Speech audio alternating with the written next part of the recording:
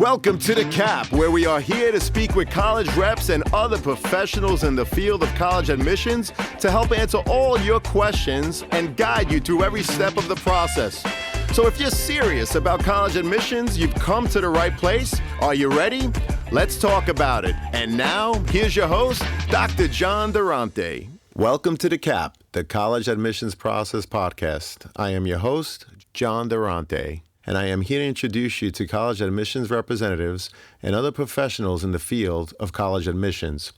Our purpose is to serve you, the students and parents, so that you may gain insights straight from the people who ultimately make the decisions. Regardless of whether you will apply to a particular school being highlighted in a given podcast episode, you should listen to all of them, as each guest will give you tremendous insight and advice on every aspect of the college admissions process. Lastly, if you have any questions you'd like me to cover on future episodes or any comments you'd like to share, please email me at collegeadmissionstalk@gmail.com. And don't forget to visit our website at www.collegeadmissionstalk.com. So are you ready? Let's talk about it. Welcome to the CAP, the College Admissions Process Podcast. I am your host, John Durante, and it gives me great pleasure to introduce to you today Gloria Darko, who is an admissions counselor at Susquehanna University in Pennsylvania. Gloria, how you doing today? I'm doing great, John. Thank you. Thank you, and we really appreciate you being here on the show. Looking forward to hearing everything that you have to say about Susquehanna University. So let's start first by asking you to tell us about yourself, Gloria, as it relates to being an admissions counselor, and how did you end up in this position? Yeah, so I've been working as an admission counselor since July of 2020. So I've been in the admissions field for about 2 years now. And I'm not new to Susquehanna. I'm also a proud Susquehanna alum. I graduated from SU in 2015. And I've had multiple jobs before working at Susquehanna professionally. But prior to working in higher education, I was actually working in healthcare in the area. So I'm from the Bronx, New York. I actually never left the area after graduating from Susquehanna. And when I was working in healthcare, I realized that I was very passionate about higher education. And when I would think back to my experiences as a college student, I'd remember the fact that I was a first generation student, and there was a lot about the college process that I just wasn't aware of. And I realized I was really passionate about helping people through the process and navigating important information and details that they would need to know to be successful in college. Well, I'm really glad to hear that because the entire purpose of this podcast is exactly that, to give insight and advice to students and their parents who are going through the college admissions process. So again, we're very excited to have you here. Now, I was doing a little bit of research on Susquehanna University, and I see that they have a strong program in business, biology, communications. The Weiss Business School requires that each junior, when you're a junior in that program, that you spend an entire semester in London, which I think is phenomenal to study abroad for a semester, and it guarantees you an international internship. In addition, well over 50% of your classes have 20 or less students, and there's a core curriculum which also requires that everyone, for at least 2 weeks, studies off campus. This is all so interesting, something I didn't know until I recently did my research. So I just have to ask you, what is it about Susquehanna that makes it so appealing for students to want to apply? Yeah, so at Susquehanna, we have so many outstanding students, and students can choose from over 100 different majors and minors. Students can even pick up a double major or minor if that's something that they're interested in. And like you mentioned, we have opportunities for students to major in the arts, business, communications, education, humanities, and sciences, or our pre-professional and engineering programs. And particularly with our Sigmund Weiss School of Business, we are AACSB accredited, which puts us in the top 5% of business schools in the world. And we're actually the only business school in the world that guarantees an international internship through our study away program. known as the Global Opportunities Program, or as we call it at Susquehanna, the GO program for short, because we love nicknames.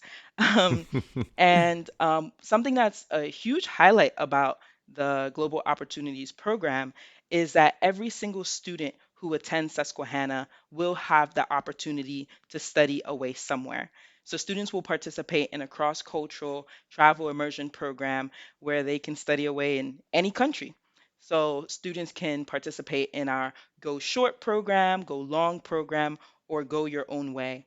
So some of the places that I can think of that students can study away include countries like the UK and Ireland, Czech Republic, Cyprus, South Africa, Ghana, Senegal, Australia, and we also have domestic programs in places like Hawaii.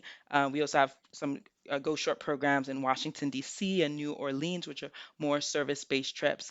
But students can literally study away anywhere. And I think it's just such a fantastic opportunity, even from an equity and access lens, that every single student who graduates and crosses that stage will graduate knowing that we've all experienced a culture that's different from our own. And for all of our students, there's an academic component to the program and also a cross-cultural travel immersion aspect. And something that's really important is that, employers are looking for skill sets that students would have when they graduate, such as the ability to think critically and analytically, the ability to work with people from different perspectives that might not be the same as their own, the ability to write well, to work well as part of a team, and to have that cross cultural component. And what better way to do so than for students to immerse themselves in a culture that's different from their own? So, for many of our programs, students may be studying away at a university, which is what I did when I was a student at Susquehanna. I studied at a university in central London, and I was able to take 4 classes there: an immigration and refugee course, a theater course, a philosophy course, and a human rights documentaries and film course, as well as take full advantage of the extracurricular activities at that school as well. Some students may live with a host family, and other students may live at apartments off campus. But with the program with our Sigma Y School of Business, students, no matter what um, country or place they go to, business students are guaranteed that international internship, which is something that would make them stand out to employers, especially. As a former world language teacher, I think that is such a phenomenal requirement in the business school that all of the juniors spend the semester in London.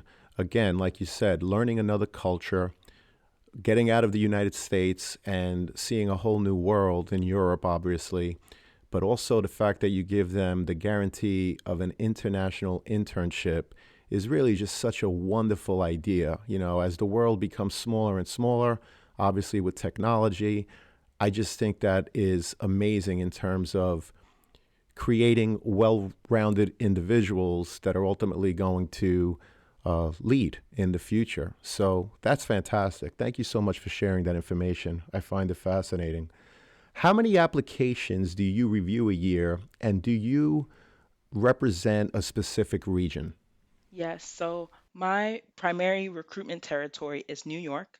So I read all applications that come in from students from New York, and I read about 800 applications a year.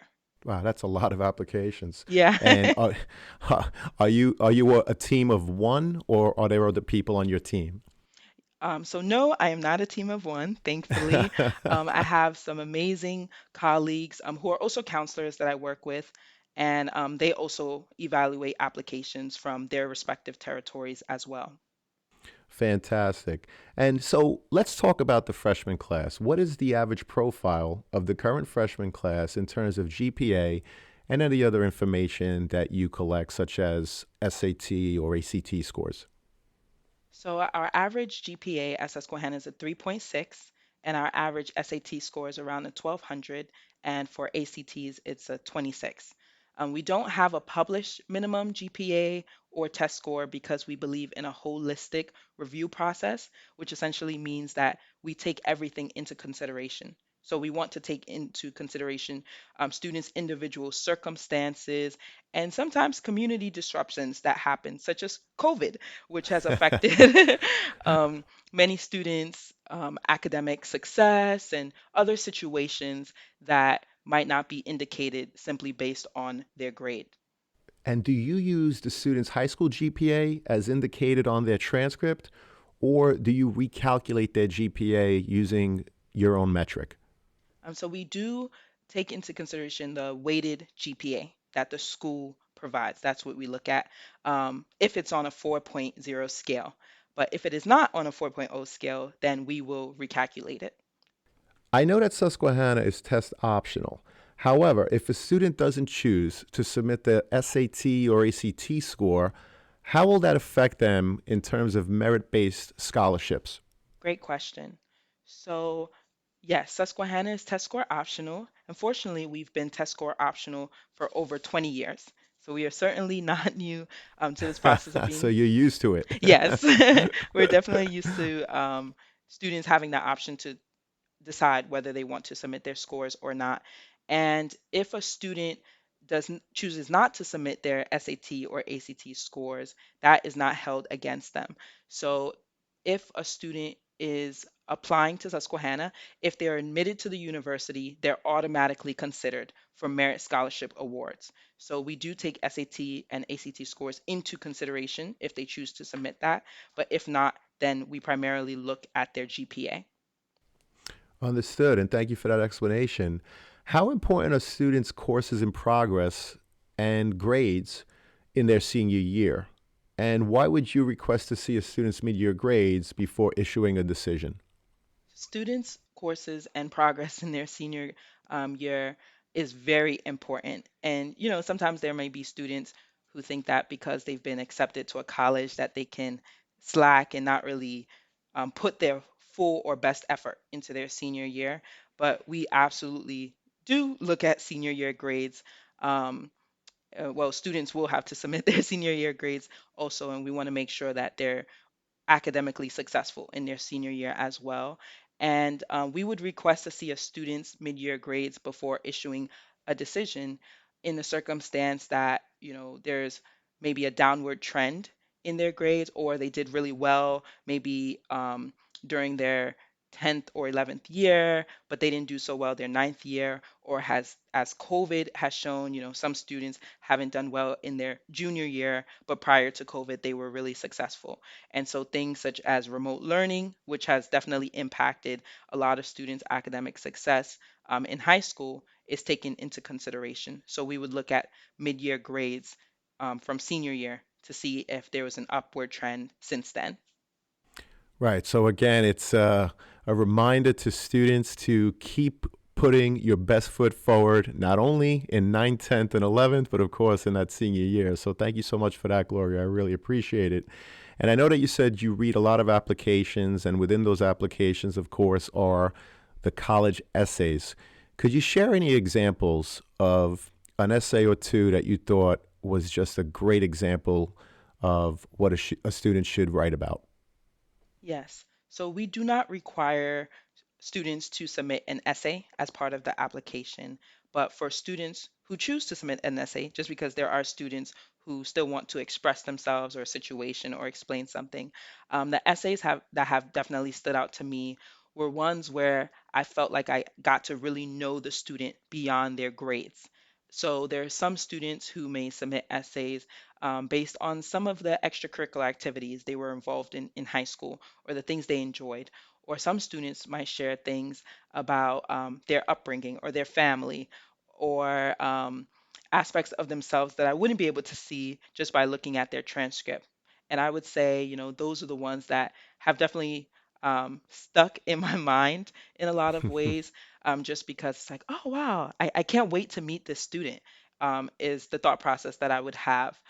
So I always encourage students to, if they do submit an essay, to make sure that they review things like grammar, punctuation, and all of those sorts of things, structure Sure. of their essay, the content, just because we really do read every single word of information that students provide to us. Well, that's great advice. And it's a common theme in the different episodes that if a student is writing an essay, it's really important for them to try to show their personality in that essay because you get a lot of information on a college transcript, or I should say the high school transcript, but it doesn't tell you about the student's personality. So that essay is really an opportunity to show that. So hopefully the students and the parents are listening. How often should a student visit campus, and do you keep track of such things? And part two of the question is, if a student wants to show demonstrated interest, in other words, they want to show that this is the school that they really want to attend, what else can they do to show you that they're serious about that? I think students should visit a campus enough times where they feel like they have the information that's necessary to make an informed admission decision about the school. So we have a variety of events. Like most recently, we had an admitted student event. Tomorrow we have an event for business students. So there's lots of different opportunities where students can learn more about clubs on campus. They can participate in on-campus tours. They can do overnight visits. They can do a personalized visit with an admission counselor or other representative on campus. So just different opportunities where students feel like, okay, yes, like I've gotten the information I've needed from this school, and I'm ready to make a decision. And in terms of demonstrated interest, yes, we do track demonstrated interest. So when students register for events on our website and then attend those events, we're able to see that this student is really interested in our university, and that is definitely taken into consideration. Great, thank you so much. How about any special programs or services for a student that may have had an IEP or a 504 in high school? Yes. So there are many resources on campus that I always encourage students to take full advantage of. And one of those important resources is our Center for Academic Success. Within our Center for Academic Success, it houses the Office of Disability Services. And any student who needs any kind of academic accommodation, maybe have an IEP or 504 plan, can work with our Director of Disability Services to make that known, and whatever accommodations they may be granted for them. Great, that's good to know. And by the way, Gloria, if there are any links that you want me to include in the show notes, please send them to me and I will absolutely make them available to the students and, of course, their parents. So thank you for that as well. What about students aspiring to play sports in college? What advice do you have for prospective student athletes in terms of making their intentions to play known? I do know that Susquehanna is a Division III university, and I also heard that you have 23 athletic teams. So, any advice that you could offer potential student athletes would be greatly appreciated. Yeah, so we have 23 varsity D3 teams at Susquehanna, and students who are interested in playing in the at the varsity level are encouraged to fill out a recruitment questionnaire, which they can find by going to suriverhawks.com and looking up their respective sport and filling out that questionnaire. That gets their times and other important information about the sport that they play, video footage, and any other supplemental materials that they want to submit to the head coach, who will then reach out to them. But I also encourage students to take that initiative in reaching out to the head coach. Students can find all of our head coaches of Susquehanna teams' email addresses on our website and send them an email and let them know you're interested. But I would firstly direct students to fill out the recruitment questionnaire. Students also have the opportunity to participate in intramural and club sports if that's something that they're interested in, even if they're not interested in playing at the varsity level. We have a variety of club sports at Susquehanna, such as rugby, and that was something that I participated in as a student. And Great. before coming to Susquehanna, I had never heard of rugby before. I didn't know rugby was a sport that women even played. And I didn't have to have prior experience of playing rugby before coming to Susquehanna. So it was a great opportunity. My team was undefeated for most of my time at Susquehanna, and we won the championship our senior year. Wow. Awesome. That's outstanding. Congrats on that. Thank you. Fantastic. So, lastly, Gloria, what are the three top pieces of advice you would give a student and, of course, their parents who are getting ready for the college process? Great question. So, the number one piece of advice I would give students and their families is to keep track of deadlines. There are so many different deadlines, such as early action, early decision, regular decision deadlines. There's financial aid deadlines, and deadlines for outside scholarships that students might be interested in applying to. So I would encourage students to do their research and look up these deadlines, write it down in a planner, and stay on track. For many students, it can seem like you have a lot of time, especially as a junior, when you start looking at colleges, but the time goes by really fast. Before you know it, it's time to apply to colleges and you start to wait for acceptances. Another piece of advice I would give is to get involved in extracurricular activities because, again, that is something that we look at in terms of the application review process. So, getting involved in maybe a sports team on campus, or academic or honor society, or a diversity club, or having an off-campus job. Um, that shows that you have leadership skills, and um, that can really benefit you not only in college but in the society after you graduate. And the last piece of advice that I would give is to keep an open mind as students go through the process and their families, because they are very involved in the process as well. And I would say keep an open mind because I was a student who had this one idea of the type of school I wanted to go to and the types of things that I would have got involved in college. But when I look at my journey at Susquehanna, I realized that if I hadn't kept an open mind, there's a lot of things that I wouldn't have done when I came to college, such as trying rugby, for example, or taking part in internships and declaring my major in international studies, or taking advantage of so many of the different programs that Susquehanna has to offer. So I say, keep an open mind. Life will surprise you. College can surprise you. Susquehanna was a great fit for me. I'm so glad that I attended Susquehanna. Well, it sounds like an amazing school. I cannot thank you enough for that insight. And I really appreciate what you said. Number one, keep track of deadlines, but not only the application deadline, but financial aid, scholarship opportunities, and so much more. And as you indicated, it varies from school to school. So having a spreadsheet and keeping track of all of those deadlines is such great advice. Secondly, get involved.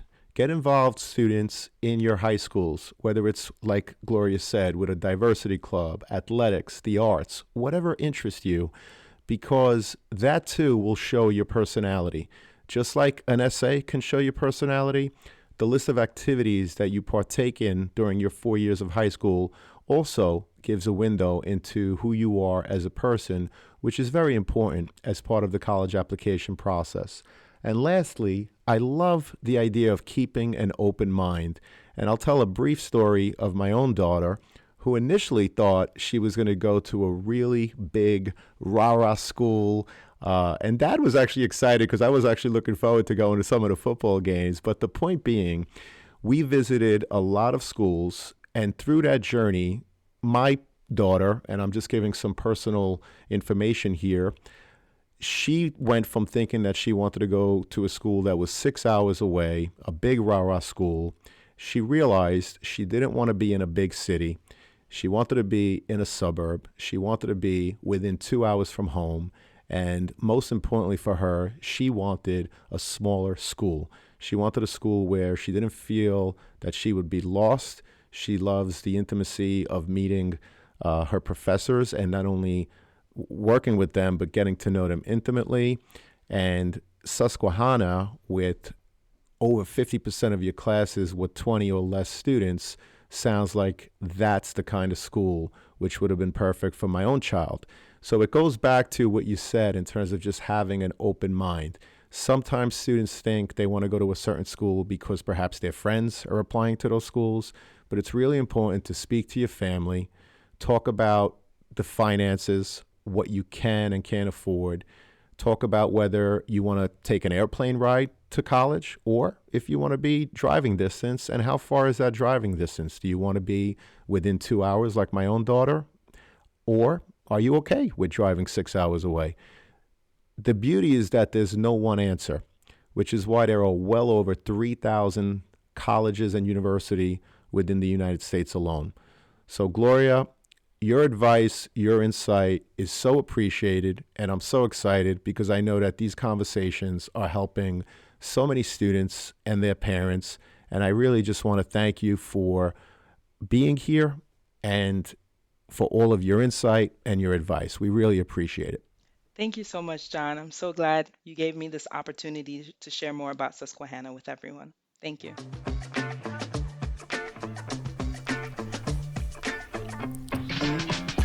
Thank you for joining us on this episode of the CAP, the College Admissions Process Podcast. We hope you enjoyed the show. If you did, please don't forget to tell a friend and follow us on Facebook, Instagram, Twitter, and wherever you listen to your podcasts. I am your host, John Durante, and I look forward to seeing you on the next episode of the CAP.